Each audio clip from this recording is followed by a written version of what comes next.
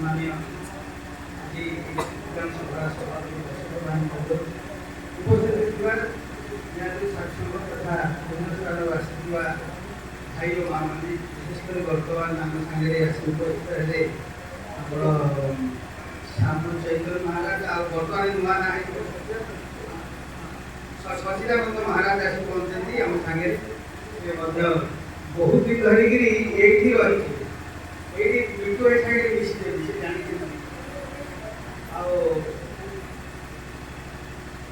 आमर स्कूल आम सहित बिटू भाई नहांती विश्वास योग्य होना सी आमको कर्म दक्षता देखिले आम भीतर प्रेरणा जाए भाई काम कर जहाँ पूर्ण भाई कहते कृष्ण सार कहते से कथा हूँ से प्रकृत तुम जदि थे अतिथि हेल मु भावे ये से मत खुआई निश्चित मारदेव मरी जाइए टेबुल से बराबर कर बड़ी भजा तुम खाई बस बड़ी भजा हम आस कदलीटा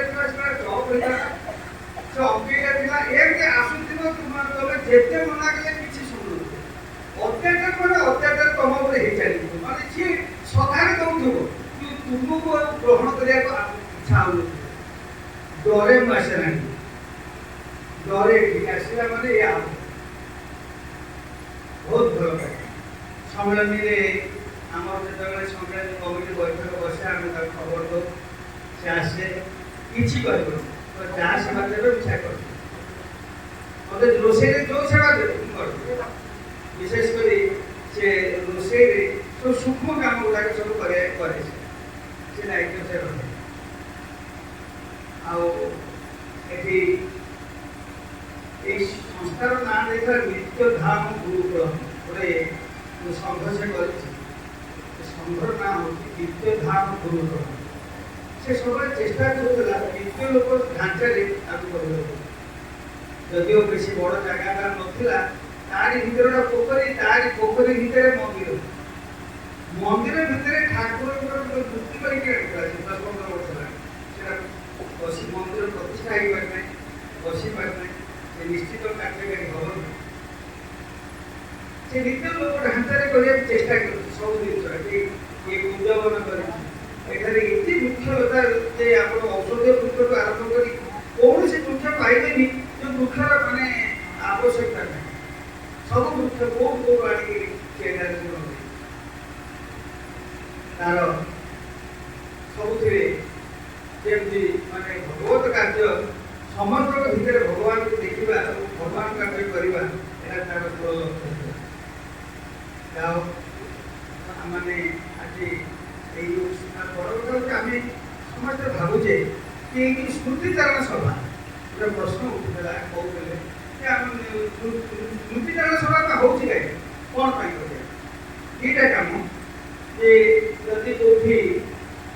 से प्रकृति खाई गोटे अटकी से ठेली आगू जीव आ जो मैंने आम ये अटकीचे काली सकाले आम स्मृतिचारण हम आम जाना कथा जे मृत्यु पर आम कौ रास्ता जा जदिव भाई ठाकुर विस्तृत भाव जीवन में संघ सेवक विभिन्न स्थान एवं संसार प्रति विभिन्न स्थान मृत्यु पर कौन कौन हम कौन कौन करने पड़ो आमको विशेष भाव में लिखाई ता विषय आम मान कौन माने धारणा नहीं भाई ठाकुर कहया कथा जदि तुम एवठू माने पुरी कलिकता जाऊच केते जिन सजाड़ आउ एवठू गोटे अजଣା राइट जीव कौन सजाड़ी कर कौन कर तेणु आम मैंने कौन सजाड़ीचे आम मान जो मृत्यु पर आम मैंने जो परलोक गति हम आमर आम से जो रास्तार केते भौणी केते कौन पड़ो से आम केमी पार हवा कौन आम रास्ता रखीचे ठाकुर कहते आम हाथ धरी नाम ସେଥିରେ କୌଣସି ଇଏ କରିବାର ନାହିଁ, ଅବିଶ୍ୱାସ କରିବାର ନାହିଁ, ନିଶ୍ଚିତ ଦେବେ। କିନ୍ତୁ ତା ସାଙ୍ଗରେ ବି ଆଉ ଗୋଟେ କଥା ଲେଖିଛନ୍ତି। ଗୋଟେ କଥାଟା ହେଲା ଯୋଉମାନେ ମୋ ଉପରେ ନିର୍ଭରଶୀଳ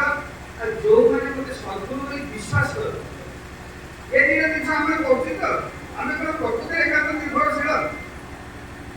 ବର୍ତ୍ତମାନ କେନ୍ଦ୍ରରେ ଆମର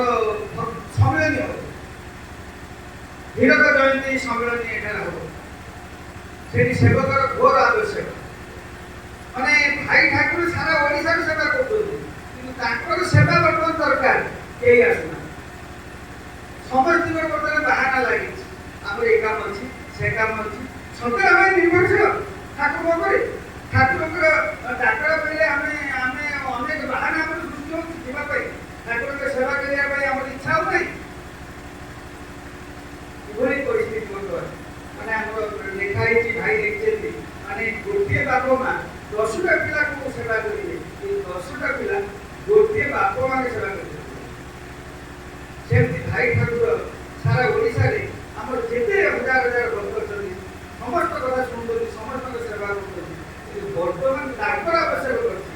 ଭାଇ ଡାକିଛନ୍ତି ବର୍ତ୍ତମାନ କେନ୍ଦ୍ରରେ ସମ୍ମିଳନୀ ହବ, କେହି ସେବକ ନାହାନ୍ତି। ସମସ୍ତଙ୍କର ବାହାନା, ସମସ୍ତଙ୍କର କାମ ଅଛି। ତେଣୁ ଆମେ ସେବା କଲେ ଯାଇକି ଗୋଟେ ଭାବମୟ ଶରୀର ସୃଷ୍ଟି ହେବ। ଆମ ଶରୀର ଭିତରେ ଯେଉଁ ସୂକ୍ଷ୍ମ ଶରୀରଟା ଭିତରେ ଅଛି, ସେଇ ସୂକ୍ଷ୍ମ ଶରୀର ଭାବମୟ ଶରୀର ହେବ ଏବଂ ସେଇ ଭାବମୟ ଶରୀରର ହାତ ଧରି ସେ ଦେବେ। ଏଇ କଥାଟା ଆମର କେମିତି ମନେ ଥାଏ। ଆମେ କେମିତି ଭାଇ ଠାକୁରଙ୍କର ଆଜ୍ଞା ପାଇ ବା ଆଦେଶ ଆସୁ ବା ନ ଆସୁ ଆମେ ତାଙ୍କ ସେବା କେମିତି କରିପାରିବା, ସେଥିପାଇଁ ଶ୍ରୀ ଠାକୁର ମହାରାଜ ନିଜ ପ୍ରଚାରକ ମଧ୍ୟ ସମସ୍ତଙ୍କ ପାଖରେ ଅନୁରୋଧ ଜଣାଉଛି ଏବଂ ଭାବିନଚନ୍ଦ୍ର ସମସ୍ତ ବୃତ୍ତି ପାଇଁ ଶ୍ରୀ ଠାକୁର ମହାରାଜ ନିଜ ପ୍ରଚାରକ ମଧ୍ୟ ସଭାପତି ସମସ୍ତ ପାଖରେ କ୍ଷମା ପ୍ରାର୍ଥନା କରୁଛି। ଜୟ